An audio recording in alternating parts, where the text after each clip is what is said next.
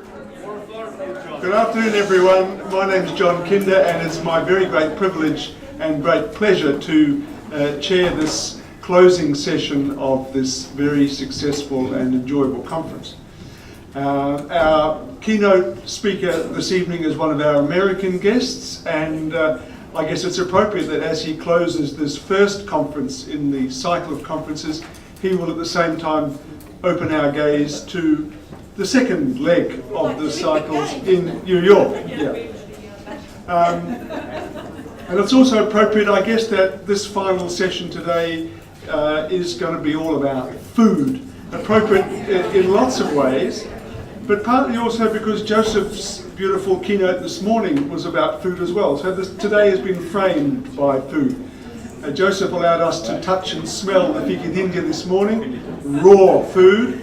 We're closing the day with cooked food in an American restaurant movie. So it's my very great pleasure to introduce Anthony TAMBURRI, who is Dean of the John D. Calandra Italian American Institute in Queens College City, University of New York, where he is also Distinguished Professor of European Languages and Literatures. He's a prolific author of things. He authors things on paper. He is a producer of a television program. He's the founder of iItaly.org. He's a prolific contributor to debates on things Italian. I won't say any more except to ask him to speak to us. Thank you very much. Thank you.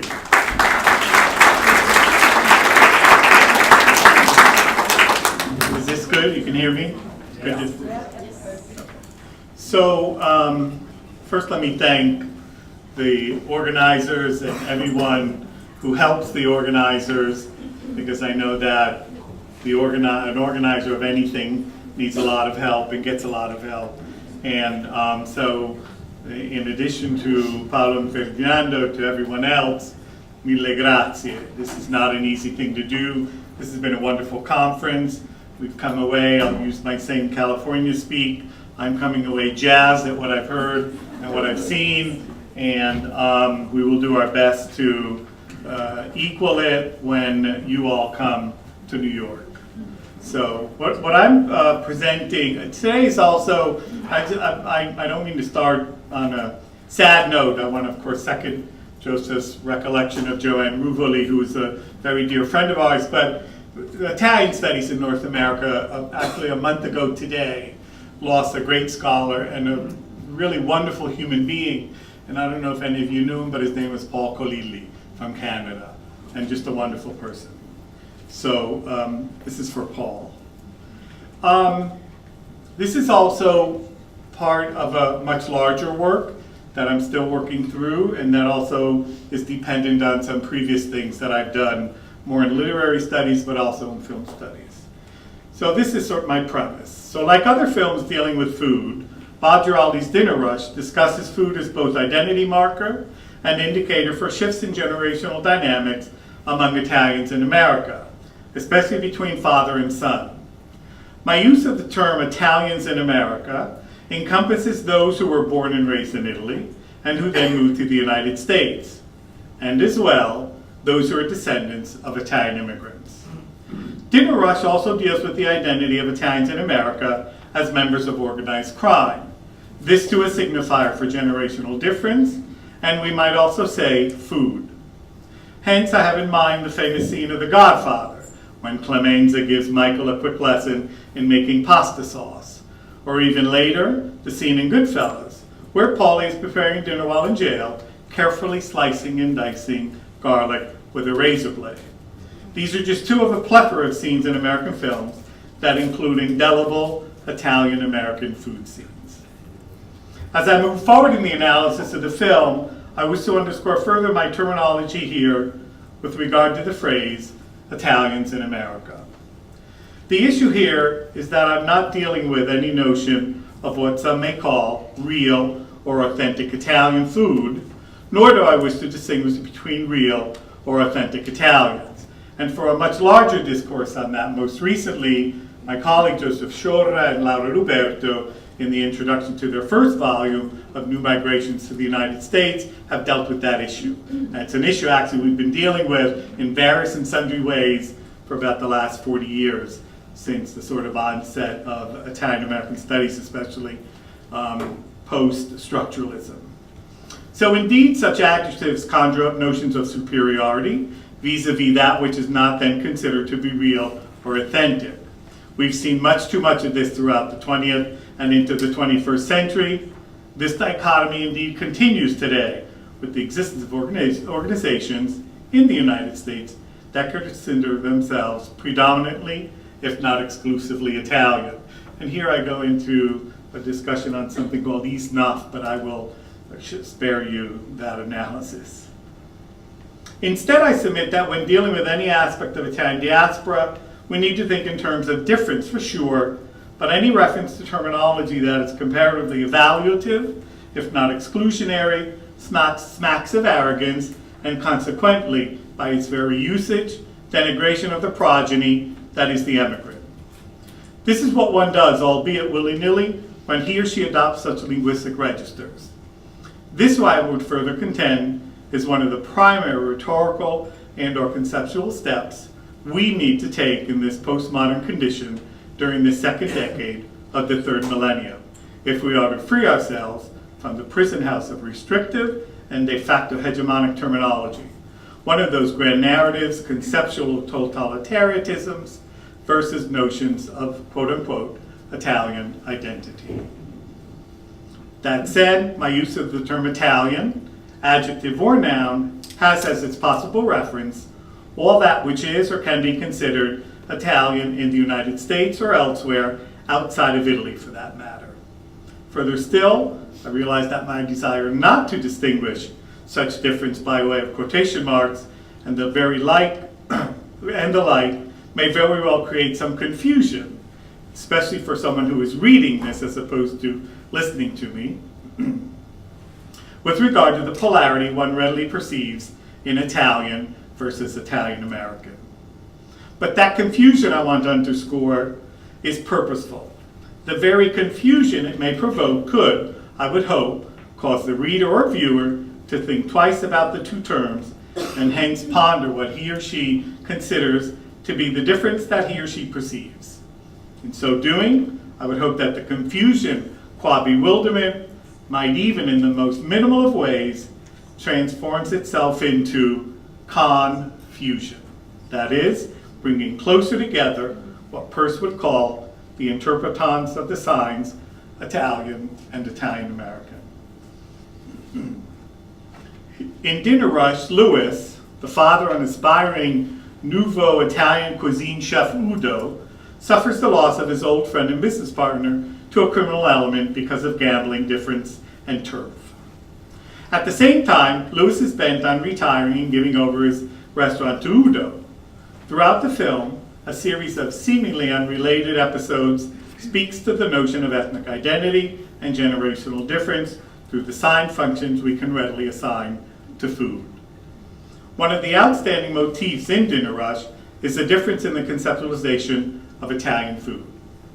Whereas in most food films, we witness the difference between Italian and Italian American food, such as in Tucci and Campbell's Big Night, in Dinner Rush the difference in types is one among Italian American cuisine, in the traditional sense, one might say Americanized Italian cuisine, and not just meatballs, but also a plate of hot sausage and peppers, and instead a newly stylized Italian cuisine that is not much different from what we might witness today in some of the more exclusive, trendy restaurants of metropolitan areas, such as New York City, especially within the borough of Manhattan.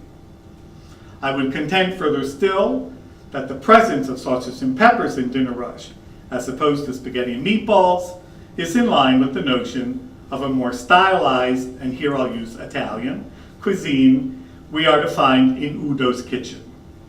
For it is Udo himself who underscores the rejection of such dishes when at the beginning of the film he states to his father in a retort, "We don't make meatballs here anymore." Yet it is also Udo who allows, the word he, who allows the sausage and peppers to be cooked, as he says, in my kitchen, as we witness soon after the scene I just mentioned with his father. Now this section is called Identity 1. And I'm just throwing this up because I'm going to mention Daniel Aaron, and then I move forward in some previous work with discussing the different paradigms to then move to what I had brought together in something called the semiotic of ethnicity in recognition of the Italian-American writer. So, as I've discussed, this is called Identity 1. So as I've discussed previously, Daniel Aaron is one of the first to have dealt with the notion of hyphenation within the general discourse of American literature. A notion we can readily adapt for other forms of aesthetic articulation, I would submit to you. For him, the hyphen initially represented older North Americans' hesitation to accept the newcomer. It was their way, in Aaron's words, to hold the newcomer at hyphen's length, so to speak, from the established community, he said.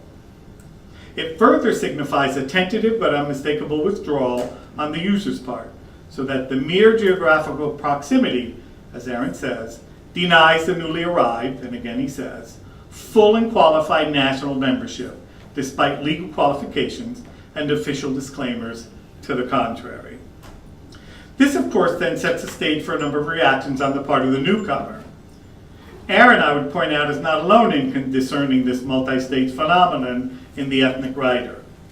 10 years after Aaron's original version, which is 1964, Rose Basile Green spoke to an analogous phenomenon within the history of Italian-American narrative. Then, she discussed her 4 stages of, and I quote, the need for assimilation, revulsion, counter-revulsion, and rooting. Such social phenomena and their impact, I submit, are apparent in the storyline of the film Dinner Rush. The dichotomies of Old World versus New World and Italian versus Italian-American are rolled into one. And the conflicts, the negotiations, the lack thereof, and potential resolutions all become apparent. From a sociological perspective, in turn, Irvin Child discussed 3 types of individuals or reactions who inhabited at one time the Italian-American community of New Haven, Connecticut. In a study published in 1943, he spoke about 3 different types of reactions: the in-grouper reaction, the apathetic reaction, and the rebel reaction. And actually, for those of you who don't know New Haven, Connecticut has had an Italian population well over 50%, if not into 60% historically. And recently, I'm not sure where it is, it's under 50, but it's still very much Italian-American. So the in-grouper, and I'll leave this up here, the in-grouper, we are told, strives primarily for acceptance by the Italian group and acts in such a way as to please fellow Italians rather than to gain favor of Americans. Joseph Lopriato, years later, sees this turn inward as an assertion of, and he says, the superiority this individual sees in his or her nationality group over other nationality groups. And here, of course, we might readily assume the Italian over American. Such a reaction, Lopriato is convinced, offers the individual the chance to express the hostility that accompanies his or her striving for group status and is heightened by frustration of that striving. This thus brings to mind Lewis, who, as shall become apparent, is obstinately tied to his Italian legacy as filtered through his stridently traditional Italian-American identity. Child's second category that proves pertinent to a viewing of Dinner Rush is his apathetic reaction. Here we find that the individual retreats from the conflict situation, and in the course of this retreat, the emotional significance of the facts and symbols of nationality building are blurred and diminished. The apathy here lies in the individual's desire not to take sides. Instead, he or she feels the same toward everybody, and thus does not express any preference over either group. The strategy, Lopriato believes, is to quietly gain a certain degree of acceptance in both cultures by refusing to maintain any consistent nationality level. Here I have in mind Duncan, who, as we shall see, consistently negotiates through food both the stridently traditional Italian-Americanness, that is Lewis's, and the nouveau Italian-Americanness, that is Udo's. Finally, Child's third category, the rebel reaction, is characterized by a predominance in the individual of the tendency to achieve complete acceptance by the American group. And as Child continues, attainment of this goal requires that the individual rid him or herself of habits and associations that mark him or her as Italian and become as completely as possible an American. What is also curious about this individual, according to Child, is the conviction that his or her Italianness, and in this case, we should substitute Italianness with Lewis's stridently traditional Italian-Americanness, is a barrier to his or her acceptance in American groups.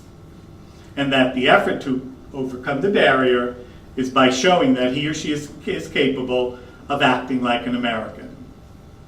The rebel is, as Lopriato also underscores, impatient to become thoroughly American in the shortest period possible. And he exerts even more effort to reach the goal, sometimes through higher education status. And here, of course, I have in mind Udo.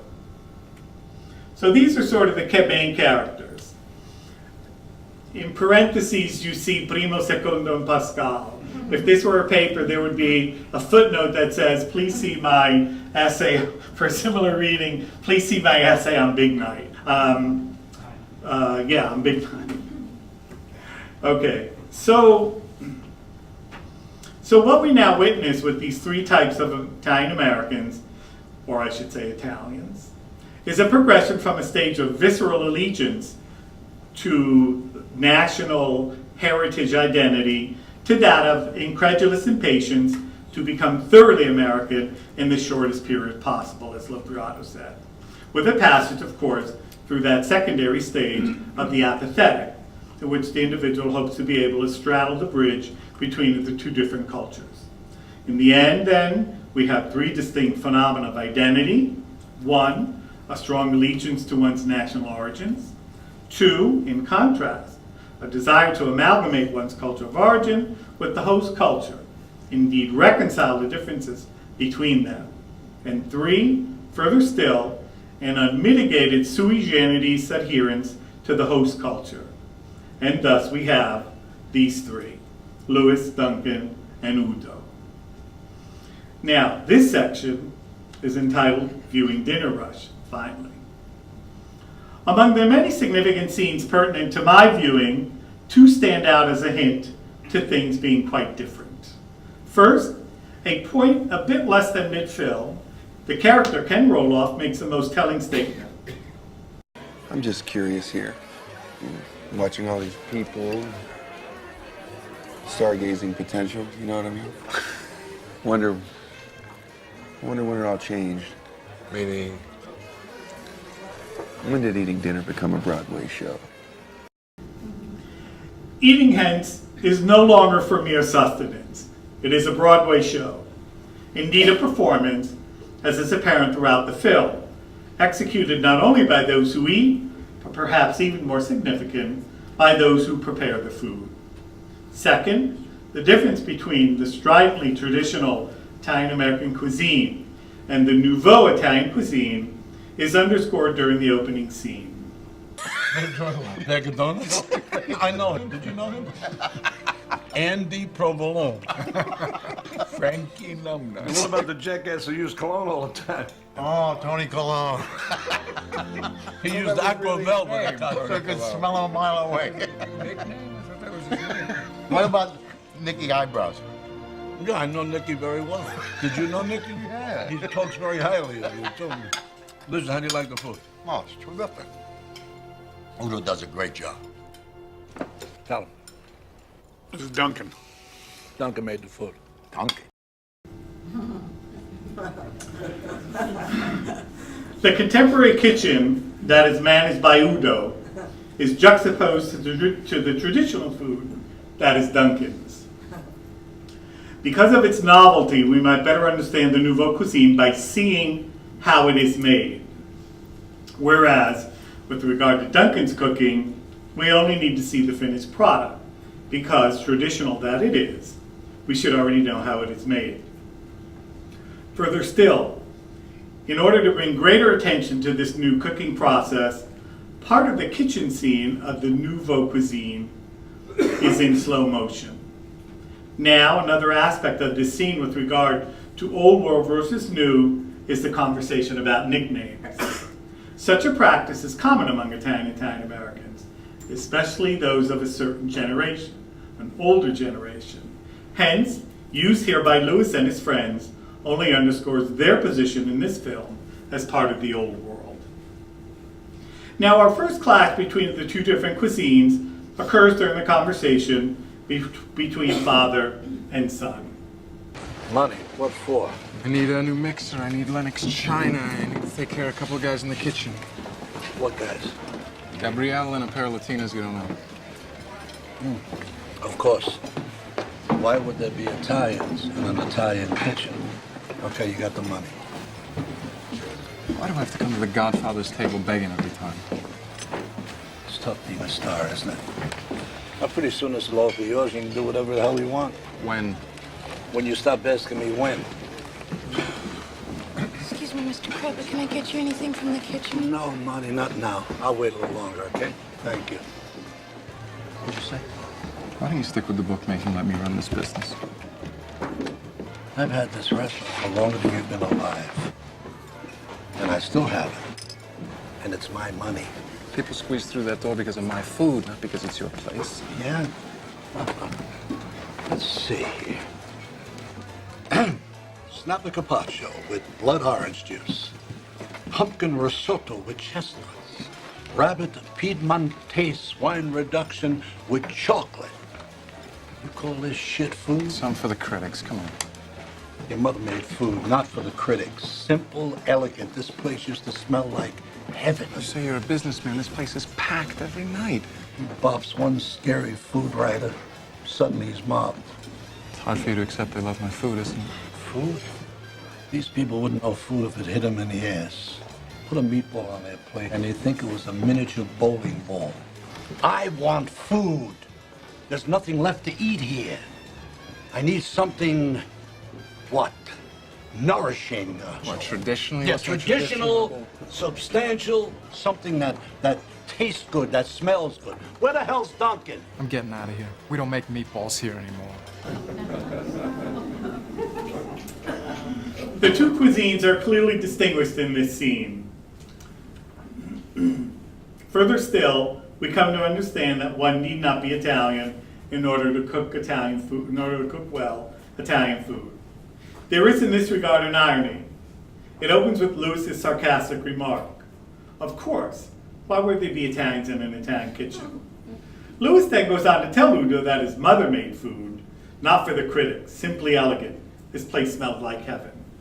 And after a brief exchange with Lewis at a loss for words, Ugo asks if he is seeking something traditional, to which Lewis animately responds, as you saw, yes, traditional, substantial, something that tastes great, that smells great.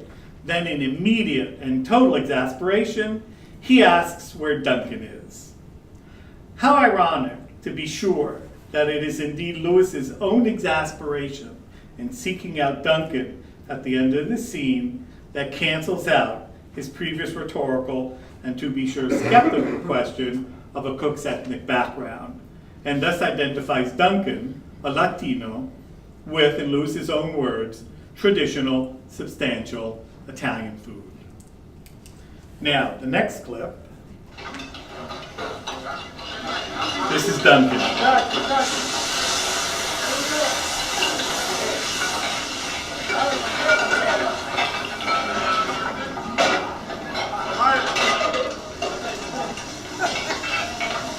What's that smell?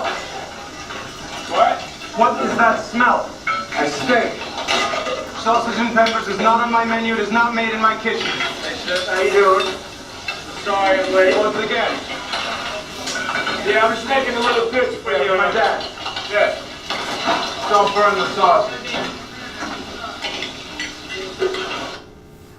Okay, So this scene underscores the difference in the two cuisines in question and Udo's seemingly disregard for tradition. But it also allows us to see Duncan in one of his changing roles as sous chef, in this instance preparing the traditional dish of sausage and peppers for Louis. Something that Udo clearly allows, in spite of his statement to the contrary. In fact, in a seemingly insignificant moment, as this scene ends, we hear, though do not see, Udo saying, "Don't burn the sausage." This in turn is yet another telling sign that the gap the viewer might perceive at first blush is not as wide as it may seem between these two. And let's look at another scene. Hey, Gabrielle, the lamb with the risotto now. Dunk, remember Hazard, you had lunch with Boulard last week. Let me tell you something, that guy won't put up with your shit like I do. Man, not the potatoes. Let me tell you something about this guy. Food is old, it's old-fashioned, it's heavy. It's a stupid move on your part, don't do it.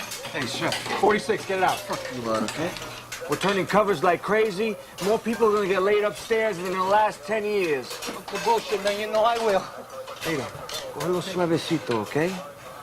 Relax. Okay, so having heard that Duncan is looking elsewhere, Udo warns Duncan of two things. One, his potentially new boss will not, as he says, put up with your shit like I do. And two, more significant, Udo denigrates the other restaurant's menu as old-fashioned heavy. Duncan's contribution to Udo's nouveau Italian cuisine is, for Udo, obviously important. This is clear. Further still, we also readily perceive that Duncan is here to stay, ready and willing to be part of the aforementioned Broadway show. The symbiotic relationship between Udo and Duncan, and for this sitting I'm going to forego another topic, which would be the relationship of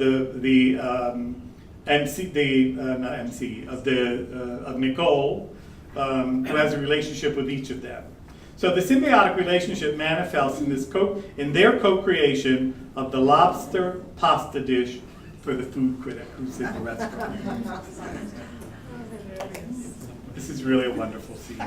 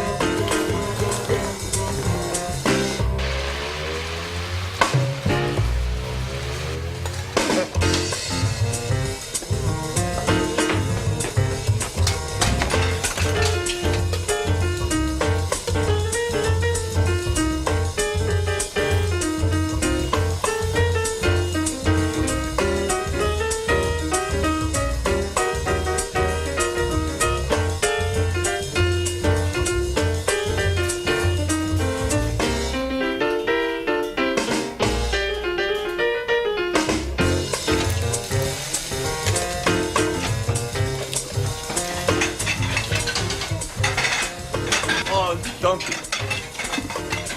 La bistecca fiorentina.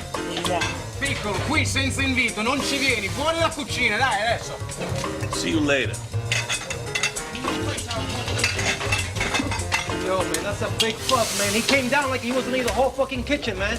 Yo, Duncan, is he a friend of yours, Duncan? Amigo tuyo, eh? What about the sauce? Need the sauce? Hang on. I'll get it right now.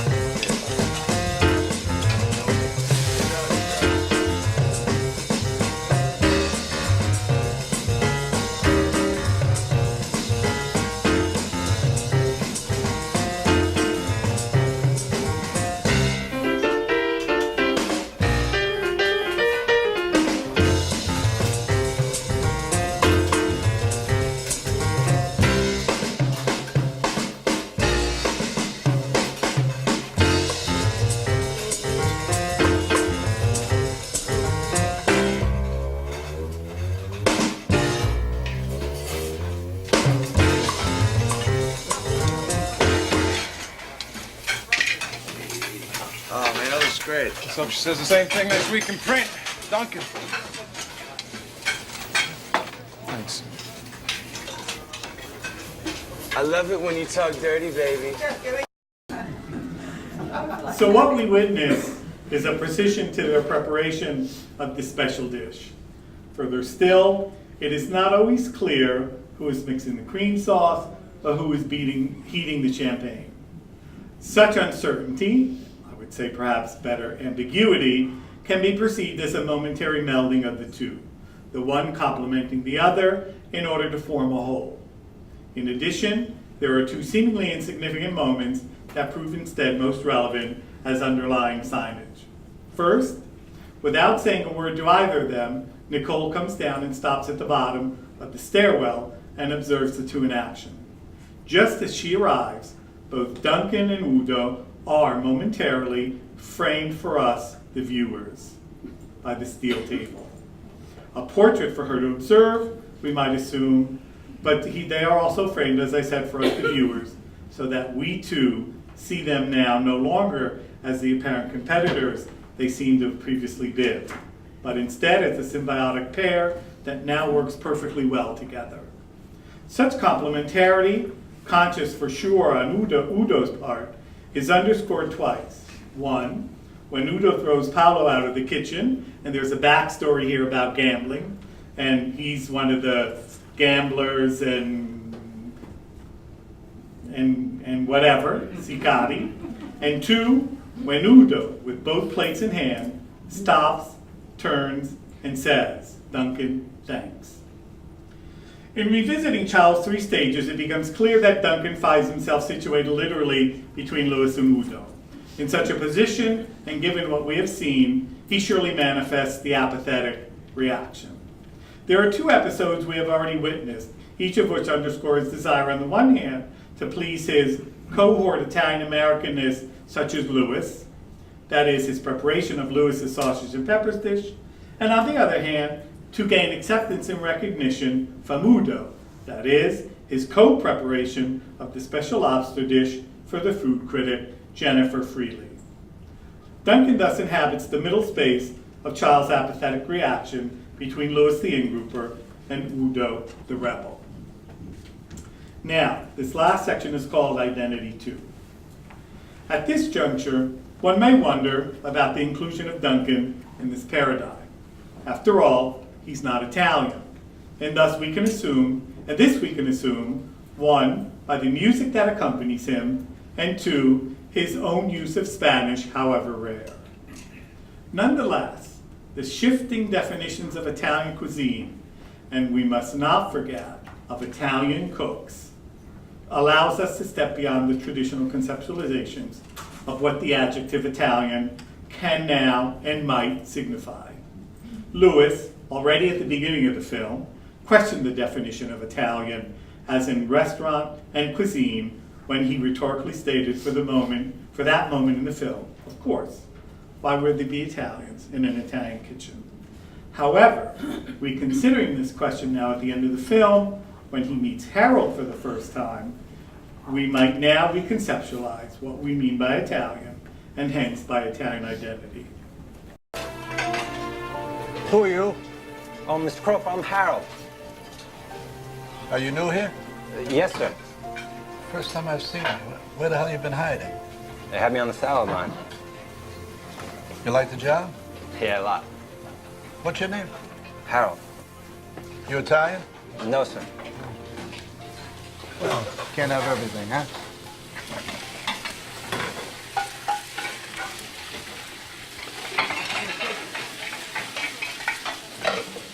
Guys, 47, let's get...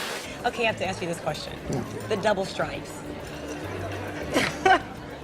What? Who wears double stripes? Okay, that's Ken Roloff. He's got a certain role in this film. So Louis asks, "Are you new here?" Harold responds, "Yes," but he also states that he's not Italian. To which Louis laughs and says, "You can't have everything." Well, perhaps we can. Bear with me. In an essay of mine in the collection Remapping Italian America, I addressed the notion of a reconceptualization of the definition of the adjective Italian in reference to the idea of the Italian writer. My premise is one based on the notion of an identity being defined not by one's familial heritage and/or geographical provenance, but instead by one's socio-behavioral and cultural experience, namely his or her daily activities in life vis-a-vis those things that fall squarely within the realm of a largely Italian milieu and not necessarily only in Italy. As such, it thus unfolds in that way specifically because he or she feels it as part of his or her ordinary existence and not in any honorary or affected sense, but actually effective, daily. As I did then, I shall cite here once more what Rebecca West wrote more than 27 years ago about a concept of Italian,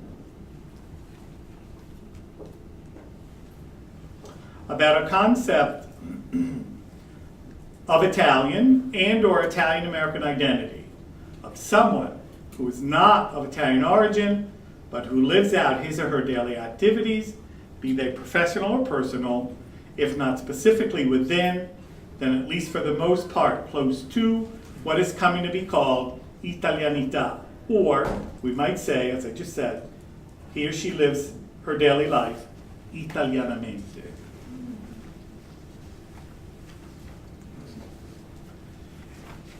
And it's the red that's the most important.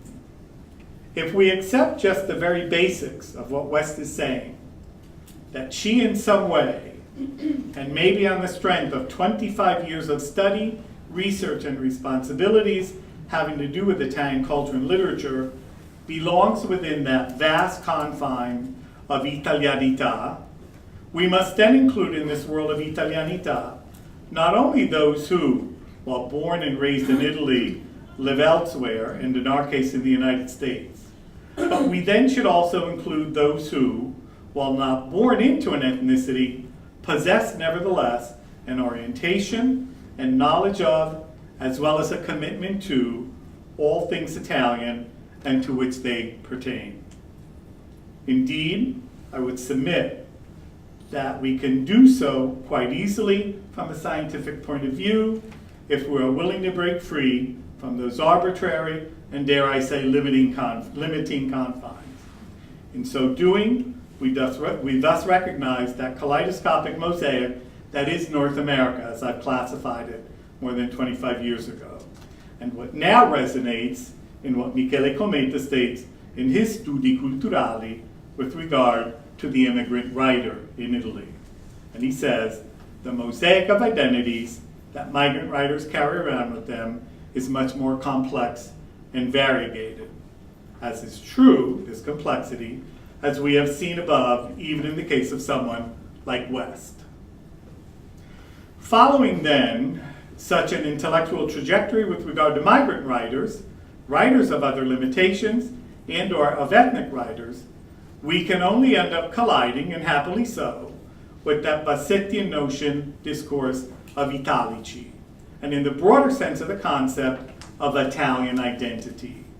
We thus find ourselves in an Italian world, and this time I use it with quotes, in an Italian world that surpasses every restrictive, reductive, and essentialist conceptual barrier.